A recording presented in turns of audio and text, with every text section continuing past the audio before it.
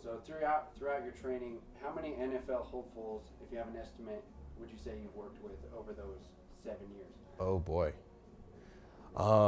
Shoot, good question. I don't even know if I could put a number to it. Early on, I was very fortunate to be able to assist Lauren with all of his NFL guys. So that's kind of how I got my start and kind of shadowing and watching how he led those guys. And then as he took the job with the Broncos, I can kind of carry the torch and continue on from there. Shoot, good question. I don't know if I could put a number to it. So if you had an estimate just this year alone, how many NFL hopefuls So are you working with? this year right now we have 35 guys.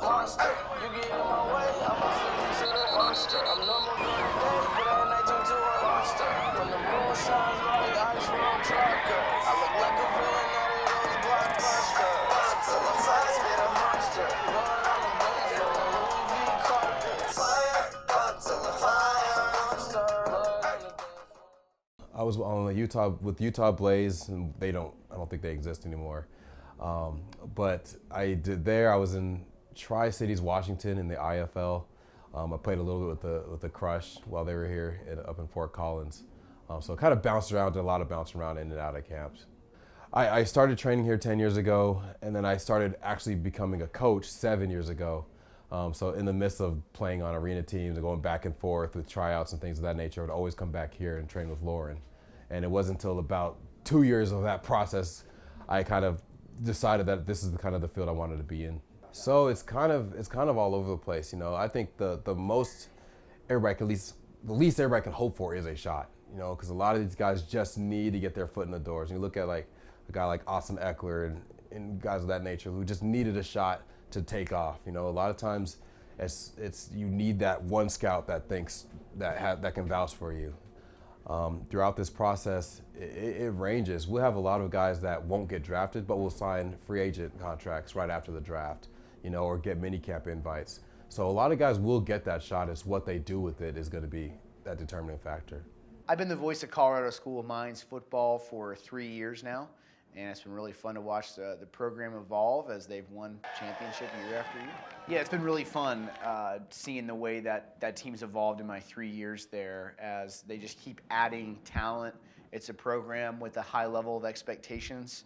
Coach Brandon has set that, and he's really set a tone in recruiting with the way they're bringing in really physical, athletic players that can compete not just for conference championships, but they want to compete for national championships there.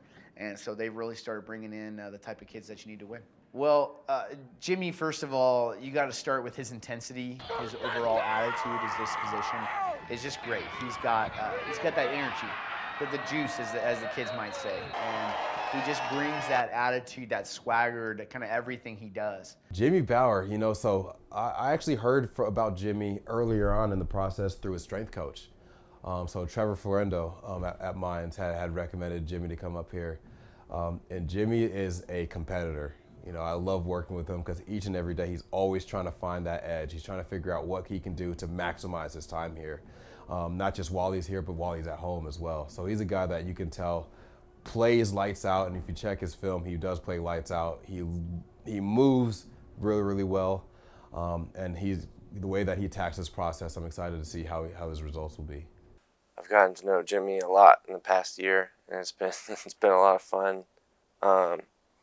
Recently, I guess it's just spending the mornings like Jimmy's getting super hype in the car. He's like trying to like push me and stuff, and I'm just shaking my head like, oh man, I'll get going when I get there. Like he's listening to Queen and rap songs and just going crazy. But that's just kind of how it is. We balance each other out pretty well. It's been a lot of fun. Well, for me, in my younger days, honestly, I was not very good at football. I had a lot. I don't know. My athleticism didn't develop really when I was young, and I love my dad. And he was a swimmer in high school, and I just remember one time when I was, I think in middle school, he goes, you might want to take up swimming, because I was slow, I wasn't big, I wasn't overly athletic at all. So it was kind of more of a mind thing for me. I liked playing because it was fun, and my body kind of caught up with that. And once I was able to start, making plays and really doing the real fun stuff. I thought just running in a circle and hitting bags was fun. Once I started making plays in the backfield and whatnot, it was a lot more fun. So that's kind of how my progression went. You know, I was never the best natural athlete when I was young. Well, Cam is a very softly spoken guy. You wouldn't often know that Cam's in the room unless you knew that he's Cam Mayberry in capital letters, because he's not going to announce it to you. But Cam is a guy that lets his play do the talking for him. Cam's the same, man. He's a workhorse. He's a strong kid. He's a tough kid. He's played through a lot. And it's going to be really cool to see. It's really cool to see him intermingle with all the kids that we have here. But even better, seeing him play well in his bowl games and then coming back and starting to kind of put things together. It's pretty awesome to watch. So, yeah, I kind of had a feeling that Cam was a special athlete. I wasn't, you know, Cam has never been a wildly outspoken guy. He kind of let his play talk, so I didn't really know too much about him until I saw him shifting and moving and running people over when he was doing the kick returns. So that was kind of when I got to realize Cam was the real deal. Yeah, like I was like a first and second grader. I think my first touchdown was like in first grade, and they would always play Eye of the Tiger before our games. I just remember like never being like in that like emotional heightened state and just like being so ready to go. Like there wasn't anything like it. There still isn't, and that was in first grade, and yeah, it was a lot of fun. And I still remember that moment today. My whole family graduated from Oklahoma State, so definitely a Cowboys fan. Definitely watched them growing up. So I grew up with Mike Gundy's son, actually, and I knew Mike Gundy kind of on a personal level because I played baseball with his son for so long. But he told me to like kind of hold myself back, and he wanted me to stay back a year because he saw a lot of potential in me. But basically, they recruit basically all out of Texas, and they don't look at their front door. Basically, I probably could have walked on and made the team, but I wanted to go to Mines. I committed early, and obviously that worked out pretty well for me. So For me, I had never heard of Mines until one of the players from my high school that was 2 years older went to Mines, and his name was Bobby Brown, and he ended up quitting the team I think like a year later. That was the only thing I knew about Mines. And then the coach came back around after my senior season, or after my junior season, and kind of talked to me a little bit, and then I ended up getting an offer sometime in my senior season. But I didn't really know anything about it. I never did a prospect camp or anything like that. I did my official visit in the spring of my senior year in high school, and you know, I liked it. I always had, you know, growing up in Texas, we always had this stigma of like, you got to go D1 or you didn't quite make it. And so I was kind of trying to hold on to get an offer, and it didn't come. Committed to Mines, and I couldn't be happier. You know, this adventure's been wild beyond measure. You know, I've been here for 5.5 years and learned so much. So I feel like this experience has kind of given me something that I would not have gotten somewhere else. you know, I didn't really hear about it much. I was just kind of on my own this summer going into senior year of high school. I started doing whatever I could to like get recruited as a running back. So I started going to camps, and ended up coming up here because I knew it would be a good potential spot. And I just was a standout at this camp, at Mines prospect camp, and they offered me immediately, and I ended up committing like a month later. Yeah, they normally have to redshirt everybody at Colorado School of Mines. Occasionally you'll see a specialist, a kicker, a deep snapper if they need some immediate help, not redshirted, or a quarterback that comes in immediately and can play. But otherwise, everybody has to get redshirted just because they need time to acclimate to being a student athlete at Colorado School of Mines. I think we can all relate back to that time when we were 18, 19, had a lot on our plate. Life's hard at that age. You need some time to adjust. You know, not everybody's coming from that level of expectation in high school.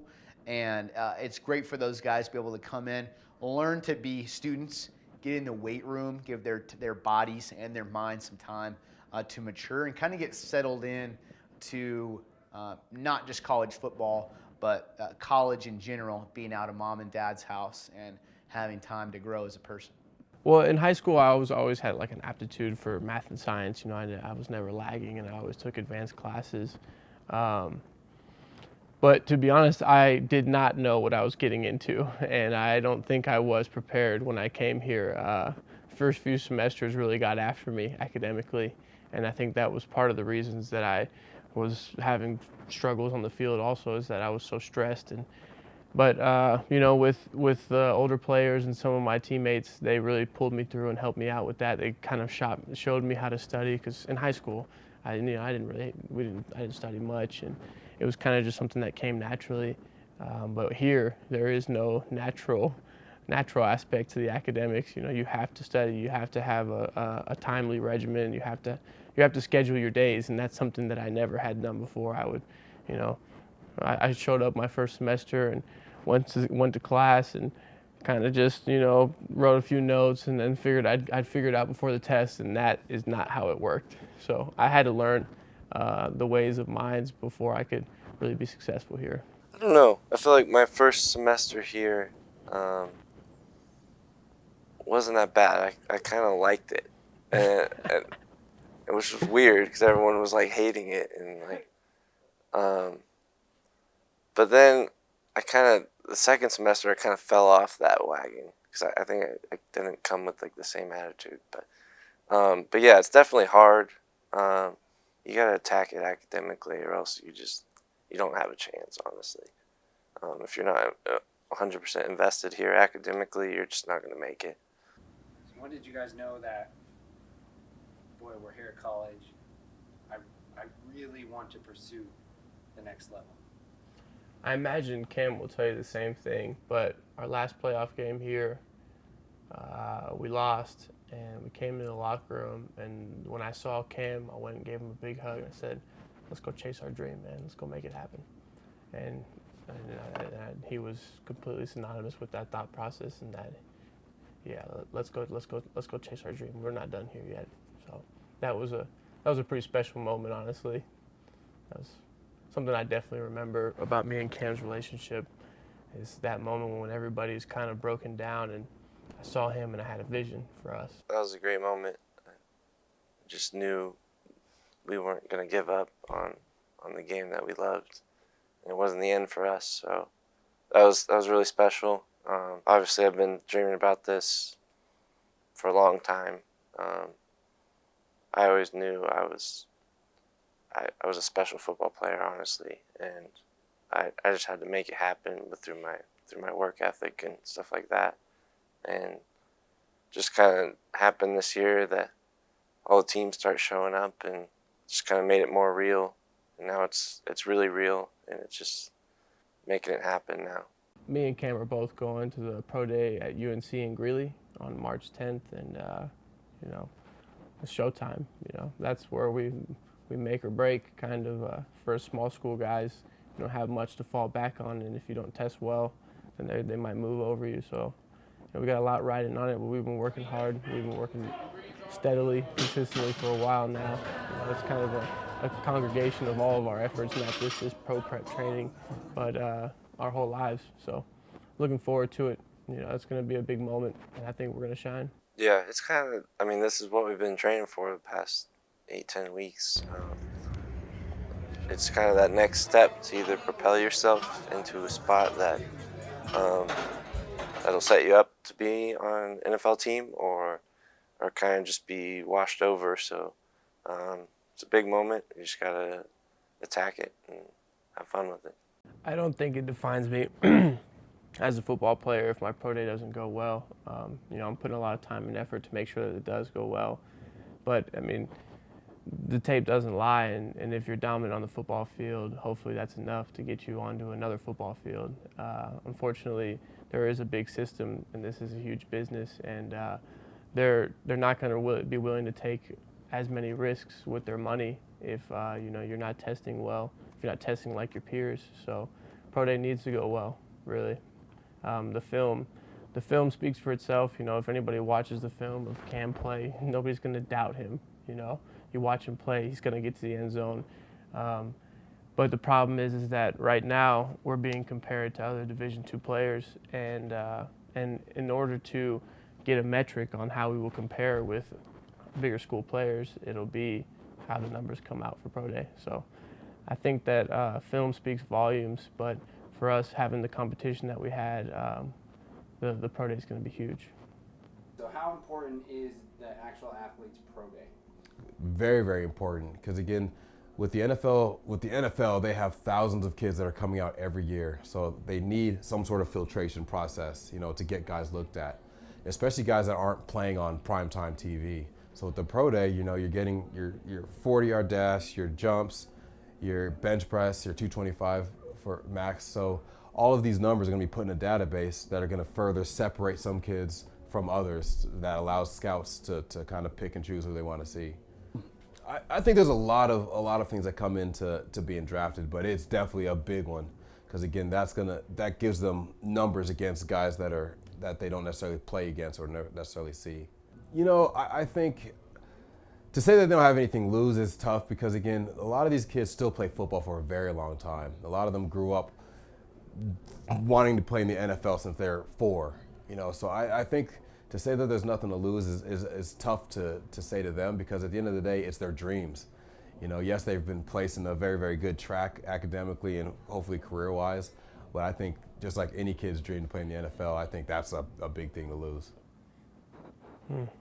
I hope I never have to find out, because I imagine, that's a tough question to answer, because, the possibility of not playing football again is obviously real for everybody chasing the dream, and especially being a smaller school guy and not a highly touted prospect, you got to kind of make your way through it to the specifications that they want. So that's what we're going to try and do, try and look at the positive side, and don't think about what happens if you don't, think about what happens if you will. Yeah, I agree. There's some testing that they look at, like the vertical jump. I struggle with that personally, and I'm never going to do a vertical in a game. But that's not what they're looking for. They're looking for numbers that should be indicative of your play, whether that's true or not, who knows. But yeah, we just got to attack it and make the most of it. And I wish I could be training for purely football right now, but I got to train purely for the Pro Day, because that's what they're looking at, and that's what we got to do. Well, both these guys are going to be incredibly valuable teammates. They're going to work really hard. They're going to be incredible culture people, not just players, but human beings on and off the field. They're going to bring discipline, and they're going to bring toughness. They're going to bring talent. They're going to bring what they brought at the college level in terms of their ability to actually play the game. But you're only going to have a positive culture person, someone that's going to push other people to be their best. I'm a believer you're typically an average of the 5 people you spend the most time with. Spending time around Jimmy Bauer and Cameron Mayberry is only going to make you a better person.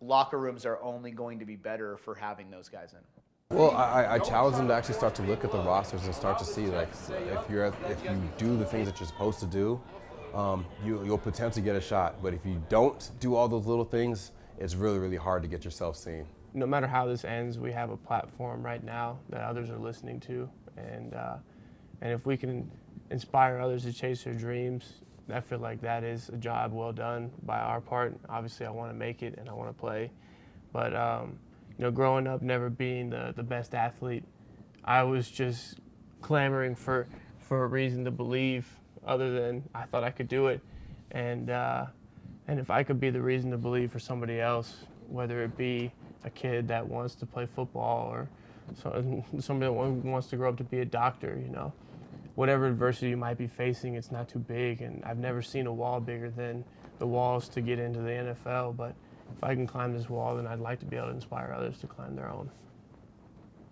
Hopefully, you'll see the 2 of us playing together. On Sunday. On Sundays.